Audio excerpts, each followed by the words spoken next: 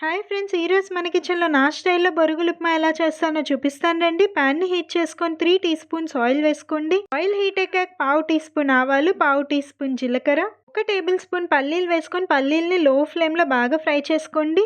పల్లీలు బాగా ఫ్రై అయ్యాక సన్నగా తరిగిన ఉల్లిపాయ ముక్కలు, 1 పచ్చిమిర్చి, 1 రెమ్మ కరివేపాకు, కొంచెం సాల్ట్ కూడా వేసుకొని ఆనియన్స్ని లో ఫ్లేమ్లో ఫ్రై చేసుకోండి. ఈ లోపల ఒక గిన్నెలో వాటర్ తీసుకొని మీరు ఎంత ఉప్మా చేయాలనుకుంటున్నారో అన్ని బొరుగుల్ని వాటర్లో వేసుకొని 5 మినిట్స్ పాటు నానబెట్టుకోండి. ఎక్కువసేపు అస్సలు పెట్టకండి. 5 మినిట్స్ తర్వాత ఒకసారి బాగా మిక్స్ చేసుకొని బొరుగుల్లో ఉండే ఎక్సెస్ వాటర్ని అంతా పిండేసుకొని బొరుగుల్ని మాత్రమే ఒక ప్లేట్లోకి తీసి పెట్టుకోండి. మనం ఈ ప్రాసెస్ చేసే లోపల పోపు కూడా బాగా ఫ్రై అయిపోయి ఉంటుంది. పావు టీ స్పూన్ పసుపు వేసుకొని మరో 2 నిమిషాలు లో ఫ్లేమ్లో ఫ్రై చేసుకొని నానబెట్టుకున్న బొరుగులు వేసుకొని బాగా మిక్స్ చేసుకొని వెంటనే స్టవ్ ఆఫ్ చేసేయండి. సన్నగా తరిగిన కొత్తిమీర, 1.5 టీ స్పూన్ వరకు పుట్నాల పొడి వేసుకొని బాగా మిక్స్ చేసుకుంటే టేస్టీ బొరుగులు ఉప్మా రెడీ. రెసిపీ నచ్చితే ప్లీజ్ ఒక లైక్ చేసి సబ్స్క్రైబ్ చేయండి.